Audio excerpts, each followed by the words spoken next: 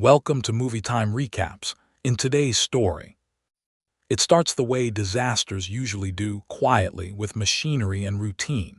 At a construction site in the middle of the city, work is underway, cranes swinging and workers moving through their morning without particular urgency, when the ground gives up its secret.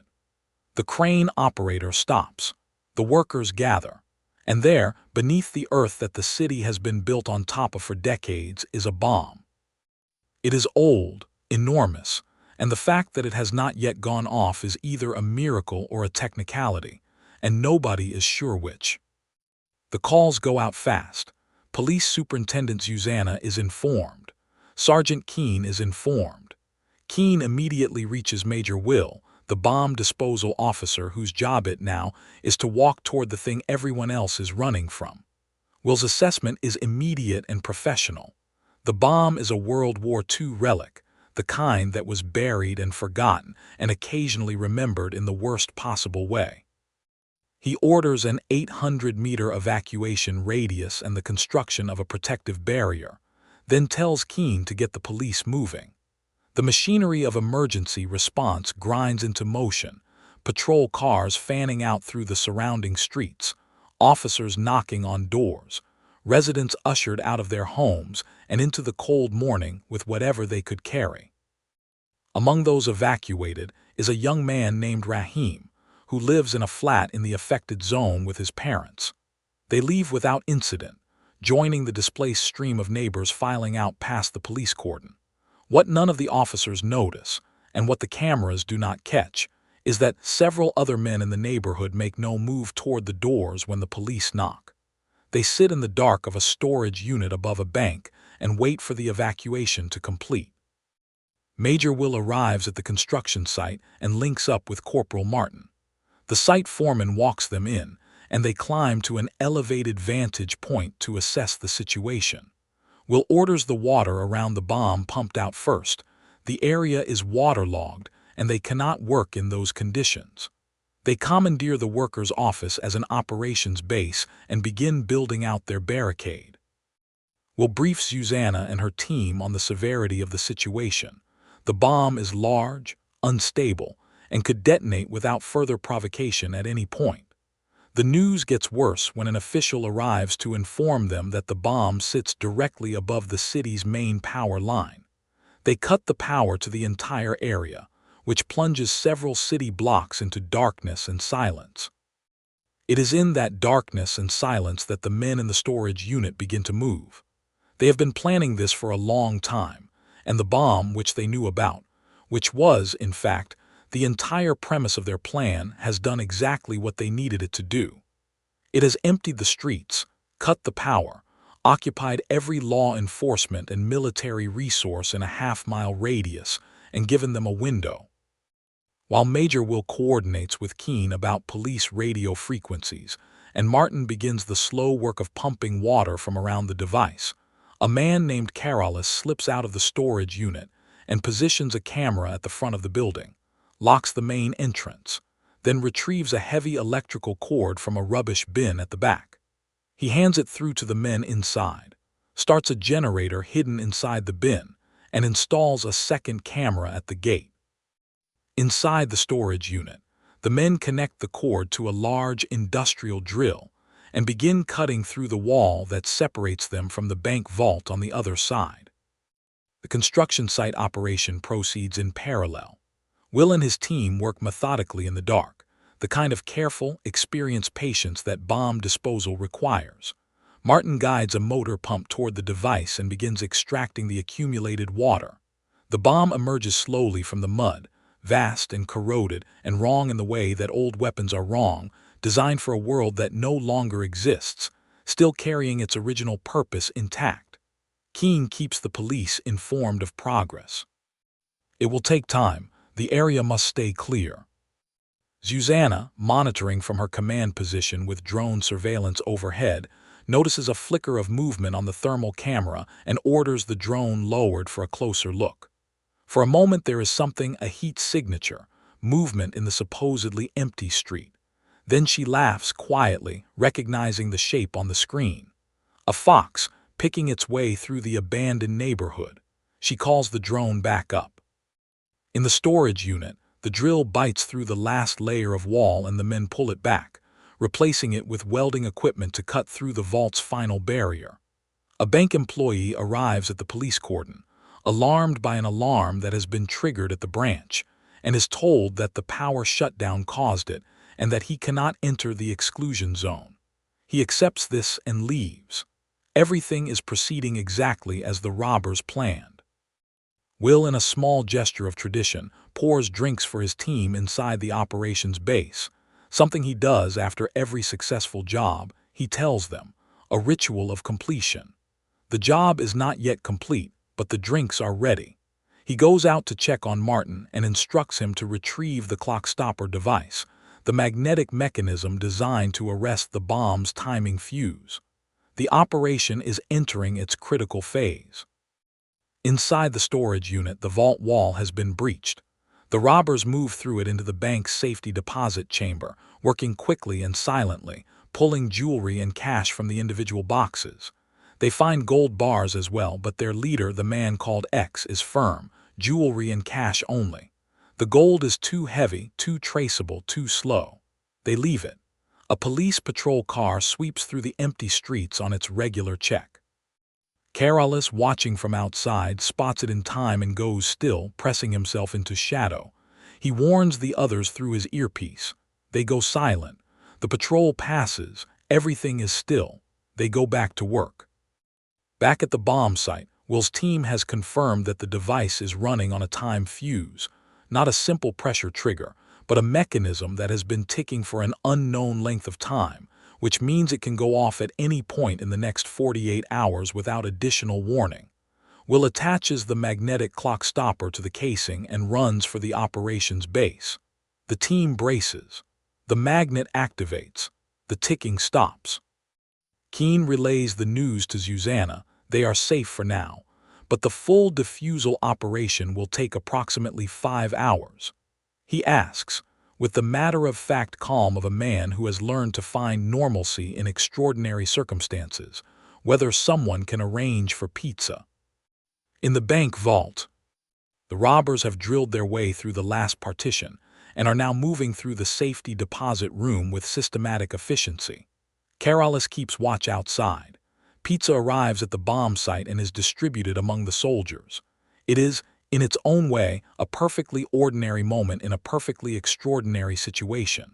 Then Martin, circling the device with the restless attention of someone whose instincts are trying to tell him something, notices what is bothering him. The bomb is not fully corroded. On the outside, it is rusted and earth-stained, as expected after decades underground, but on the inside, where metal should show its age in particular ways, it looks new. He brings this to Will, who considers it briefly and dismisses it, unusual but not impossible, given the burial conditions. He tells Martin to get back to work. The clock stopper fails. Nobody knows why. The ticking resumes, and this time it is faster, the mechanism no longer responding to the magnetic arrest. Will orders his team back from the device and calls everyone to cover, his voice carrying the controlled urgency of a man who has been in this situation before and knows exactly how fast things can change. The team scrambles. The options have narrowed. The magnetic approach has failed, which means they need to drill into the mechanism manually and stop the clock by hand. It is the most dangerous method, the one they use when there is nothing else left. At precisely this moment, Syiah's thermal camera picks up a heat signature that does not belong to the bomb site. It is on the other side of the exclusion zone, in a building that should be empty, a warm spot where there should be nothing. She orders Will to stand down from his approach to the device. Will argues. He is in the middle of an active defusal of an unstable explosive. She holds firm. Civilian lives take priority. The check will be quick. Will pulls back from the bomb, furious and helpless, and waits. The heat signature is the generator that Carolus has been running in the rubbish bin.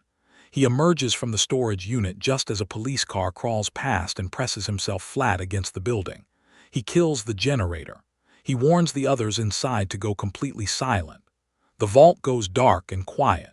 The patrol checks the building, doors locked. Nothing visible, nothing audible. The heat signature on Syiah's screen fades as the generator cools.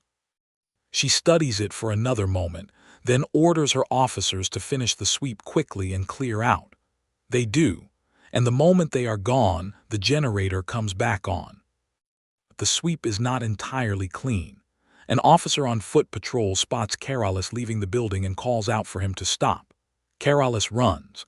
The call goes out across all channels, a suspect fleeing the exclusion zone on foot. Will, hearing this, understands that the situation is about to become significantly worse before it gets better. He orders his team back, tells Keen to have everyone brace, and returns to the bomb. The clock is still running. He sets up the manual drill and begins. Inside the storage unit, the robbers hear the alert and accelerate.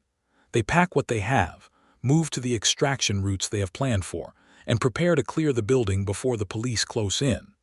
They have the jewelry, the cash, and the one item that Karalis has been steering them toward the entire time, a specific safety deposit box, the contents of which he removed personally and placed on the trolley with the rest of the loot. And then the bomb goes off. The detonation sends a shock wave through every building within range. Windows shatter, walls crack, the police drone loses its feed. The soldiers at the site are thrown but survive, the barricades held, the protective measures worked. Will's preparation absorbed the worst of it. Officers in the surrounding streets stagger, one going down unconscious from the impact. In the chaos of the explosion's aftermath, the evacuation perimeter collapses into confusion. Drones are grounded, and every radio channel fills with damage reports. It is the perfect exit window. The robbers move in pairs on prearranged routes. X and a man called Z descend to street level and make for the construction site, where they drop into the sewers through a maintenance hatch and disappear underground. Karalis and a man called Y go up to the rooftop, where they have cached a pair of compact drones. Karalis gets the larger drone airborne and attaches to it the special package from the vault, the one he came here for, the one that is the actual purpose of everything that has happened today. The drone lifts off and carries the package across the rooftops and over the exclusion zone perimeter, where it lands on a rooftop on the outside of the cordon. A woman waiting there collects it. She carries it down to the street, where X, emerging from the sewer at a prearranged point, meets her, exchanges cash for the package, and loads it into a waiting van. Karalis and Y, having launched the drone, make their way into the sewer network themselves, moving away from the police pursuit through the dark tunnels below the city. The officers searching above them cannot find them. Karalis and Y go still in a side passage as torch beams sweep past, pressing into the darkness and waiting until the sweep moves on. They surface through a different hatch, well outside the original perimeter, and are picked up by the van on a quiet street. Karalis checks the package. Everything is there. They reach a police checkpoint with false papers identifying them as utility workers, London Water, the logo visible on their uniforms and on the van. The officers examine the papers. They wave them through. Later, when Syiah pulls the footage and identifies the logo, she immediately contacts all units and learns that a van bearing that exact marking was already cleared through a checkpoint minutes earlier. By then, the robbers have stopped in a garage, changed the number plates, stripped and burned the uniforms and the van's livery markings, and rejoined the highway. Moving at normal speed through normal traffic, indistinguishable from anyone else, they allow themselves a moment of genuine relief. The investigation begins to assemble itself. Syiah examines the storage unit, the hole in the wall, the drill marks in the vault. She pulls the rental records for the storage space, Unit 79, leased under a name that traces back, through a previous arrest record in Belgium, to a man called Karalis, a diamond smuggler. She also orders her officers to pull the names of every resident in the building. Rahim, trying to return to his flat and get his family to their flight, mentions his flat number at the cordon.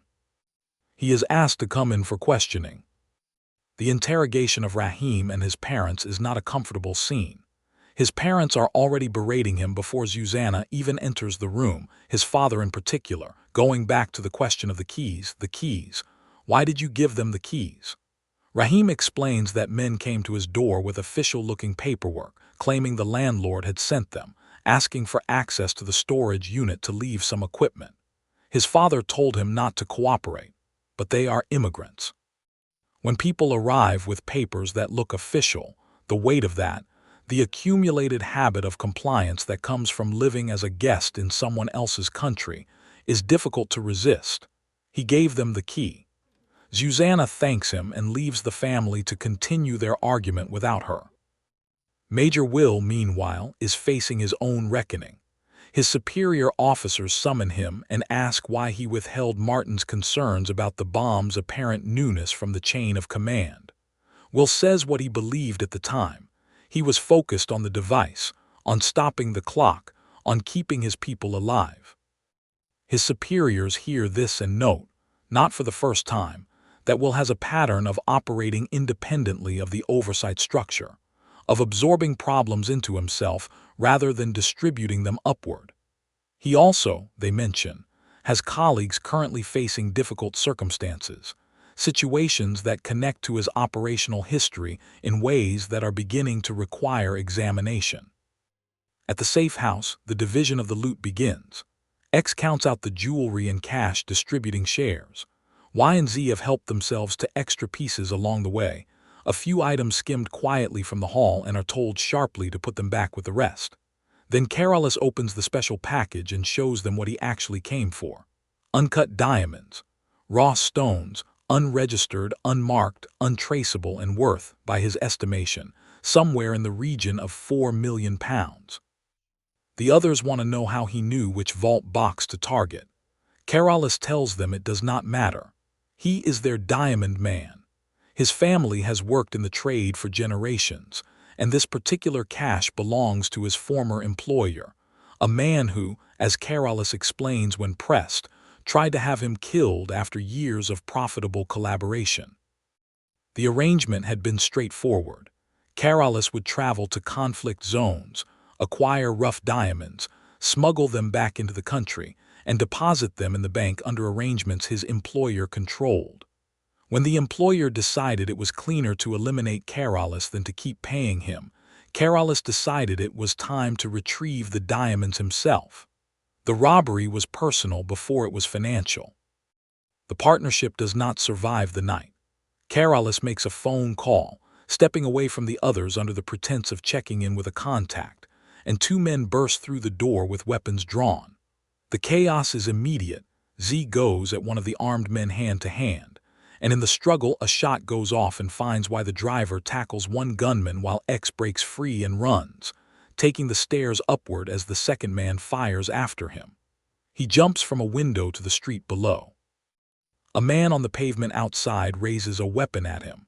Carolus emerges from the building and joins his new associates who herd X's people, those still standing, into a locked garage. Y is dying on the floor inside the safe house, bleeding out. The driver is beaten. The diamonds change hands. X, locked in the garage and bleeding, is not finished. He cuts himself free, checks on Y, who does not survive, and frees the driver. He kicks out a door panel and emerges onto the street. He opens a tablet and pulls up a tracking application. Before the job began, X placed covert trackers on each member of the team. He does not trust anyone, which turns out to have been the correct policy. He and the driver follow the signal. In his home workshop, Martin is still thinking about the bomb. He tests the magnetic arresting device they used at the site and discovers what he suspected: a faulty chip, one that would have failed under real operational conditions. It was not a malfunction caused by the bomb. It was the device itself. He runs the test again to be certain. Rahim, released from questioning, returns to his flat to collect his family's luggage for the flight. On the rooftop of his building, the building he lives in, the building his family has occupied while he quietly went about his part in the operation, he retrieves a package from a hidden spot and tucks it into a concealed compartment in his suitcase. His cousin, who works as a security guard at the airport, meets him at check-in. Everything is fine. Everything is arranged. Ludo, the man Karalis brought in to finance the operation, wants a larger cut than was agreed. The argument escalates, each man holding his position, neither willing to move. In a moment of rage, Ludo grabs the package of diamonds and smashes it against the table. The stones shatter. He works through the rest of them one by one, and every single one shatters the same way. Every diamond in the package is a fake. The real stones were never in the vault. Someone knew the vault would be hit, most likely Karalis's old boss, tipped off somehow, possibly through a compromised device, and swapped the diamonds out before the robbery ever happened. Karalis has nothing. The operation, the months of planning, the bomb, the drill, the sewer crawl, all of it, and he has a bag of broken glass. It is in this moment of raw, stunned fury that Ludo's patience runs out entirely.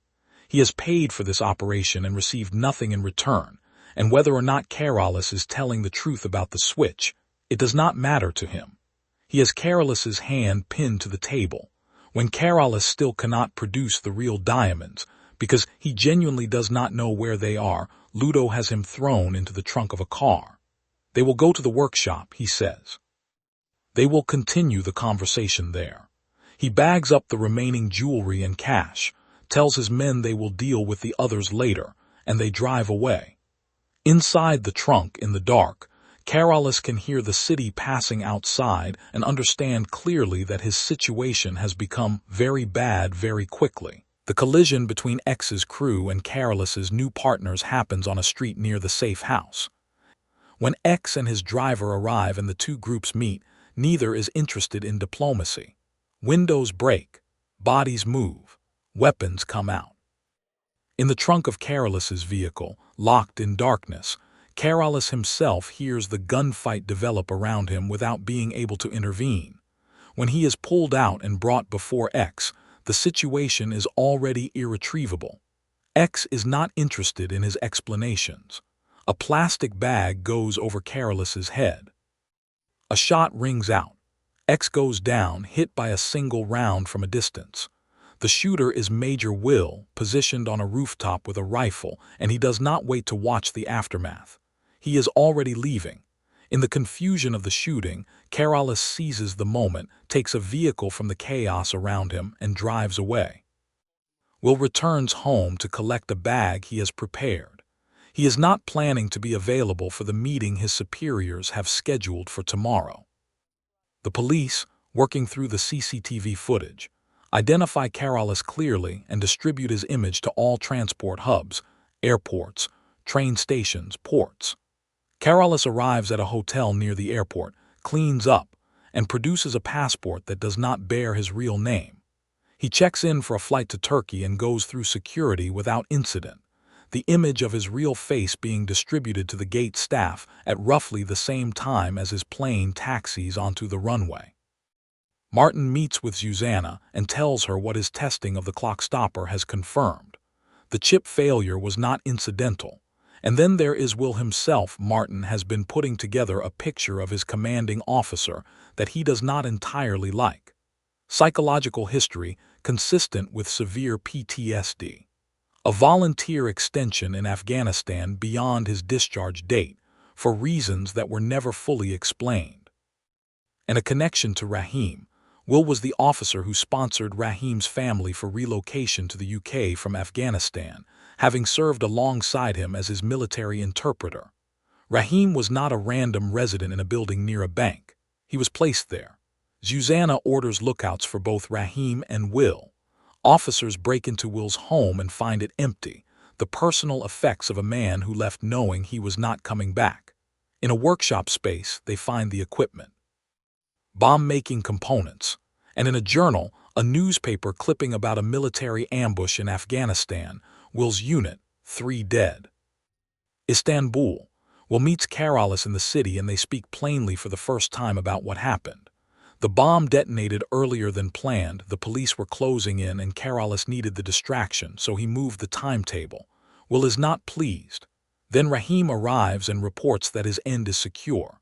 The three of them go together to meet the buyer, a man who examines the uncut diamonds carefully before nomming a price. The price is agreed. The transaction is completed. The money is divided 3 ways. $30 million each. They part without ceremony, each taking a separate path out of the city and into whatever comes next. 10 years earlier, in Afghanistan, a very different version of these three men existed. Carolus was a prisoner being transported by a militia somewhere he did not want to go, when the convoy ran directly into Will and Rahim returning from a completed mission.